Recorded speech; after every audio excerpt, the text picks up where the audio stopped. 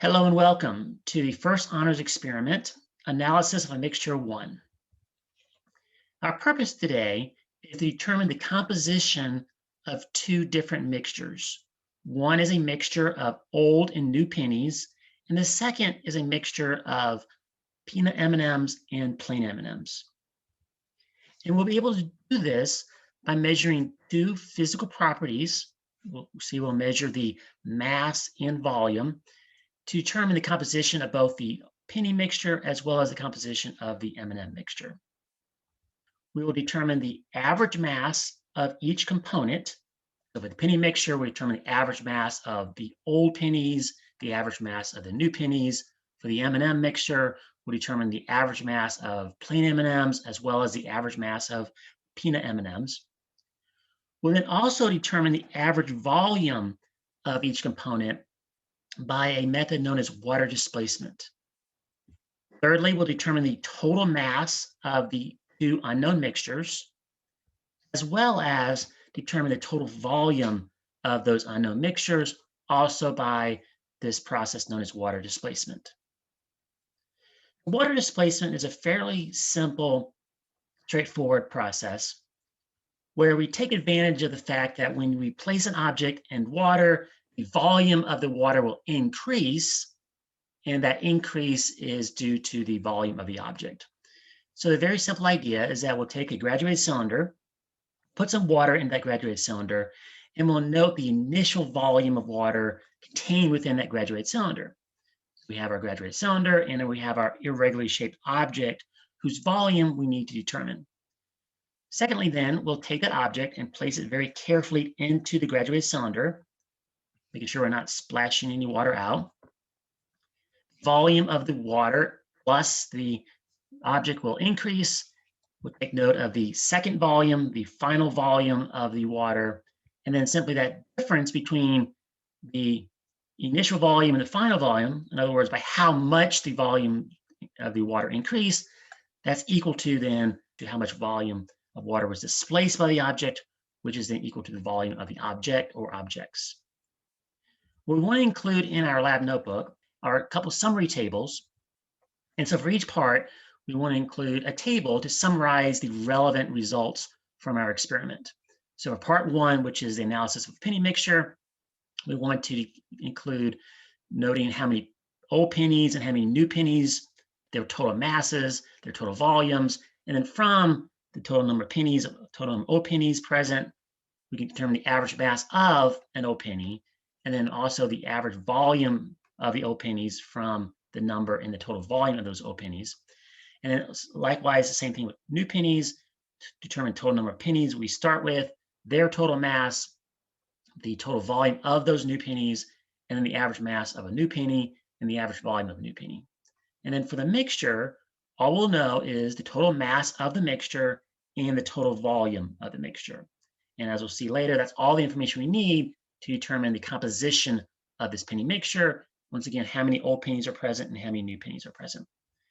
Likewise, for the M&Ms mixture, the same idea. We're going to determine how many plain M&Ms we start with, their mass, their volume, the average mass per plain M&M, average volume per plain M&M. Likewise, the number of peanut M&Ms, the known number of peanut M&Ms, their total mass, their total volume, the average mass per peanut M&M, and the average volume per peanut M&M. And then with our M&Ms mixture, our unknown mixture, all we'll know is the total mass of that mixture and the total volume of that mixture. And so ultimately, we want to be able to solve two simultaneous equations in order to solve for those two unknowns. How many, the number of old pennies we have in our mixture, and the number of new pennies we have in our mixture. So the first equation, equation 1-1, is we'll take the total mass of our penny mixture, and that total mass of the mixture is equal to the sum of the mass of all the old pennies in the mixture and the mass of all the new pennies in the mixture. Well, those respective masses can be calculated, at least estimated, as being the product of the average mass of the old pennies times the number, the unknown number of old pennies in the mixture, plus the average mass of the new pennies times their unknown number. So those are our two unknowns. We have two unknowns, we need two equations. And so then the Second equation, equation 1, 2, is similar to equation 1, 1, except now we're going to use volumes. So the total volume of the penny mixture that we measure is equal to the volume due to the number of old pennies. So the average volume of an old penny times its unknown number plus the average volume of a new penny times its unknown number. So we'll have our two equations, our two unknowns. We can then solve for those two unknowns. Likewise with the M&M's mixture, the same idea, that we'll have the total mass of the M&M mixture, and then we can plug in what we know and solve for what we don't know.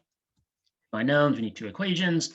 So the total volume of M&M mixture then is equal to, likewise, the average volume of a plain M&M times the unknown number of plain M&Ms plus the average volume of peanut M&M times the number of peanut M&Ms. So in both cases, we are plugging in information we know, two equations, two unknowns, and then solving those two equations. We want to end with an example calculation, kind of a silly example calculation, but a good calculation that will give us some practice with what we want to do with these simultaneous equations for our actual experiment. The idea here is that old MacDonald has a farm, and on this farm he has many chickens and goats. And he needs to count these chickens and goats every day. And so rather than actually counting directly one chicken, two chickens, three chickens, one goat, two goats, three goats, for fun, he decides to count his chickens and goats by indirectly counting the total number of legs on his farm and the total number of toes his animals have. Because he knows that every chicken on his farm has a total of 2 legs and a total of 6 toes, and every goat on his farm has a total of 4 legs and 8 toes. So with this kind of information and with knowing the total number of animal legs and animal toes on his farm, he's able to calculate the number of chickens and goats he has. And that's what we want to do an example with. We are asked to determine how many chickens and how many goats old MacDonald has on his farm, given the information in the problem. So we're given in the problem that each chicken has 2 legs and each goat has 4 legs. Each chicken has a total of 6 toes, and each goat has a total of 8 toes. We're also told that when old MacDonald counts the total number of legs and total number of toes, he gets a total number of 114 legs and a total number of 270 toes. So if we let C equal number of chickens and let G equal number of goats, those are the two unknowns we need to solve for. So because I have two unknowns, I need two equations. Our first equation we base upon the total number of legs. So we have equation 1 has to do with legs. So we have a total number of 114. And that total number of legs is going to be due to the total number of chickens and their number of legs and the total number of goats and their number of legs. So we can set up an equation that says that the total number, in this case 114, must be equal to 2 times the number of chickens, because each chicken has 2 legs, plus 4 times the number of goats. So that's our first equation that we'll use to solve for C and G, the number of chickens and the number of goats. Secondly, though, because we have two unknowns, we need two equations. I also have information about the number of toes. So for the number of toes, we're told we have 270 toes total. And the number of toes is equal to 6 times C, because each chicken has a total of 6 toes, and 8 times G, because each goat has a total of 8 toes. So we have our two equations, our two unknowns. We can then do our algebra to solve for these two unknowns. So if I take one of the equations, say take the leg equation here, and I'm going to rearrange it to solve for C. So I'll do a little bit of algebraic manipulation. Here we have negative 2C equals negative 114 plus 4G. And then I can divide by negative 2. When I do so, I get C equals negative 114 divided by negative 2 gives me 57 minus 4 divided by negative 2 gives me minus 2G. So now I've taken my first equation and I've rearranged it to solve for C. Then I'll take my second equation, my equation involving number of toes, and then plug in this relationship, this equation for C, and then solve for G. So we have 270 equals 6 times C, but C equals this. So 6 times 57 minus 2G plus the 8G. So now I have one equation, one unknown. I can then do the algebra to solve for G. So we have 270 equals 6 times 57, just 342, minus 6 times negative 2 is minus 12G, plus 8G. Simplifying a little bit, we have 270 equals 342, minus 12G plus 8G is minus 4G. And then we'll subtract 342 from both sides. We get negative 72 equals negative 4G. And finally divide both sides by negative 4. We finally get G equals positive 18. So the number of goats is 18. And then we go back to our original equation that we first manipulated and then solve for C. So here we have C is equal to 57 minus 2 times the number of goats, which is 18. So of course it's going to be C equals 57 minus 2 times 18, which is 36. So then the number of chickens is then equal to 21. So from the information of the problem, we were able to determine that Old MacDonald has a total of 21 chickens and 18 goats. On our lab report, just like any other 20-point lab report, we want to turn in a complete lab report, include the pre-lab assignment. Pre-lab assignment is described on our next slide. The procedures, once again, from the other video, write a full and detailed set of procedures based upon what you can observe in the video. Include, of course, observations, both qualitative and quantitative observations.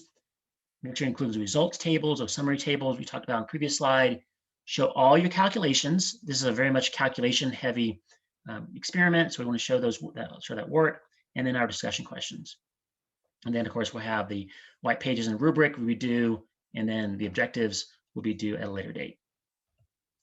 The pre-lab assignment for this experiment is to look up and report at least one difference between old pennies, pennies minted before 1982, and new pennies, pennies minted after 1982, to kind of explain why there may be a difference in the old pennies and new pennies. For our discussion questions, we want to first answer our questions of the day. So we want to determine from that unknown penny mixture, according to our data, how many of those were old pennies and how many of those were new. Of course, round to nearest whole numbers. In the M&Ms mixture, likewise, we want to determine how many of those were plain M&Ms and how many of those were peanut M&Ms. Describe at least one limitation to this approach. And then finally, as always, we want to list and explain several experimental errors and assumptions, not only list them, but also to try to describe what the impact those errors or assumptions might have on our final results.